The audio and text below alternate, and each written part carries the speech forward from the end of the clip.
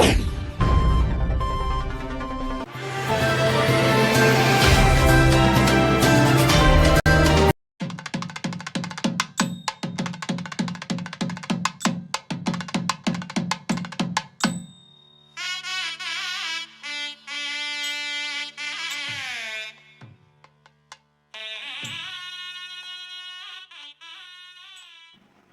என்னுடைய பெயர் டாக்டர் ஈகே கருணாகரன்.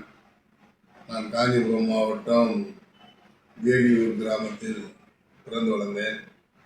கண்ணப்ப நாயக்கர் நாகம்மாள் தம்பதியினுடைய 8வது மகனாக 19/3/1965 ஆண்டு காஞ்சிபுரம் மாவட்டம் வேலியூர் கிராமத்தில் பிறந்து வளர்ந்த நான் படிப்படியாக சென்னைக்கு வந்து சென்னையில் சிறு சிறு வேலைகள் எல்லாம் செய்து அப்படியே ஒரு உயர்ந்த நிலைக்கு வந்து சென்னையில் ஒரு பெண்ணை காதலித்து திருமணம் செய்து கொண்டு பிறகு அனிதா ஓட்டுநர் பயிற்சி பயிர் நிறுவனத்தில் நடத்தி சிறப்பாக பணியாற்றி செயல்பட்டு இன்று வரை மக்களுக்கு என்னால் முடிந்த சேவைகளை செய்து வருகிறேன். அதே போன்று நான் திராவிட பாரம்பரியத்தை சேர்ந்தவன். எங்கள் குடும்பம் திமுக திராவிட கழகத்தில் அனைவருமே திமுக கழகத்தை சார்ந்தவர்கள். எங்கள் குடும்பத்தில் திமுக கழகத்துடைய தலைவர் கலைஞர் அவர்கள் தலைமையில் 3 திருமணமும், அன்பழகன் தலைமையில் 2 திருமணமும், எனக்கும் அன்பழகன் தலைமையில் திருமணம் நடைபெற்றிருக்கிறது. நாங்கள் தொடர்ந்து திமுக கழகத்திற்கு ஆதரவளித்து கலைஞருடைய பொற்கால ஆட்சியும் தலைவனுடைய பொற்கால ஆட்சியும் பாடுபட்டு கொண்டு வருகிறோம்.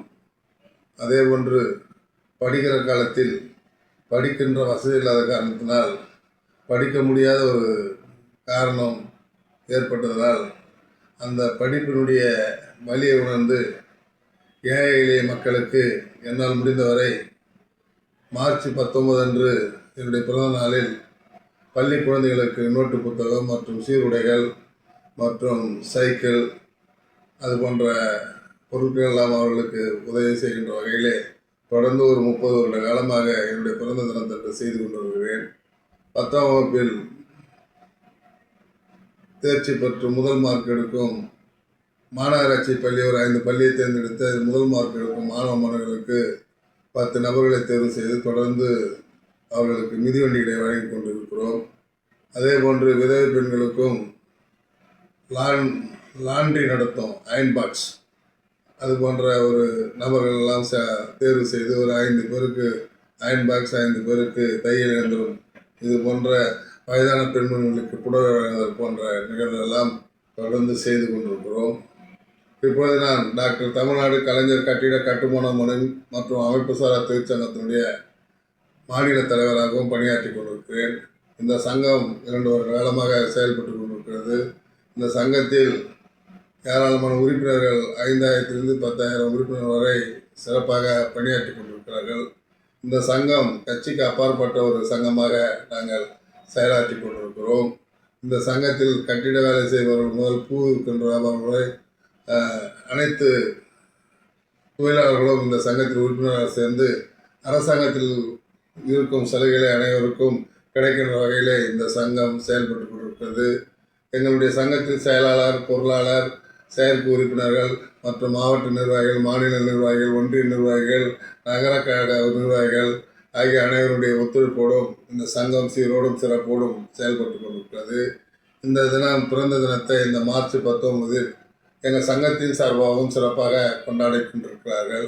அதே போன்று மார்ச் 22 அன்று ராஜா அண்ணாமலை மன்றத்திலே எஸ்ஆர் ஃபைனான்ஸ் என்ற ஒரு இசை நிகழ்ச்சி எனக்கு பிறந்த தினத்தை அங்கேயும் கொண்டாடுகிறார்கள். தொடர்ந்து என்னுடைய பிறந்த நிகழ்ச்சி மார்ச் 19, 20, 21, 22 நாட்கள் தொடர்ந்து 5 நாட்கள் தொடர்ச்சியாக இந்த பிறந்தநாள் நிகழ்ச்சி நடைபெற்று கொண்டிருக்கிறது.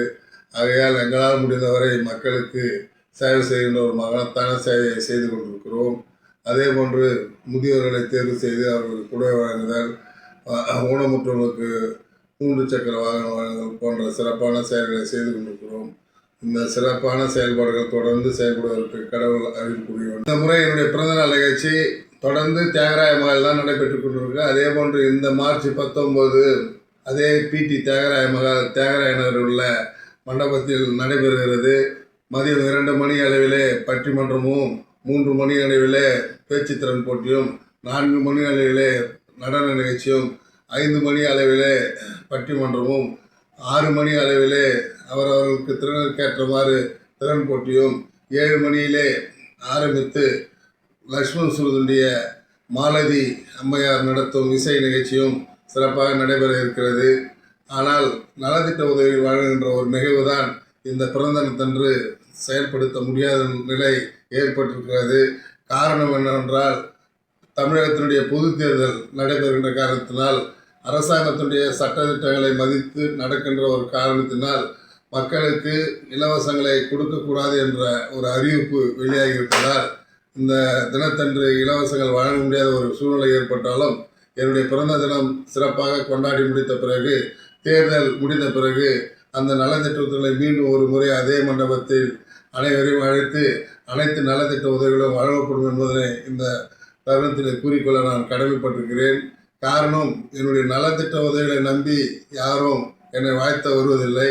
காரணம், அன்பான மக்களையும் அன்பான நண்பர்களையும் அன்பான உறவினர்களையும் பெற்றிருக்கிற நான் என்னை தேடி வந்து வாழ்த்து சொல்வதற்கு ஏராளமான மக்கள் காத்திருக்கின்ற இந்த தருணத்தில் இலவசத்துக்காக வருவதாக யாரும் எண்ணிவிடக்கூடாது.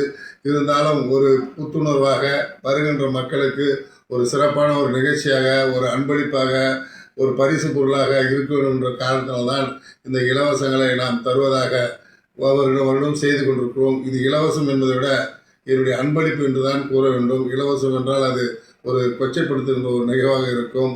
ஆனால் என்னுடைய அன்பளிப்பு பரிசு இந்த முறை கொடுக்க இயலவில்லை என்றாலும், கொடுக்க இயலவில்லை என்பதற்கு காரணம் தேர்தல் அறிவிப்பு வந்த காரணத்தால் இதை இயலாத ஒரு சூழ்நிலை.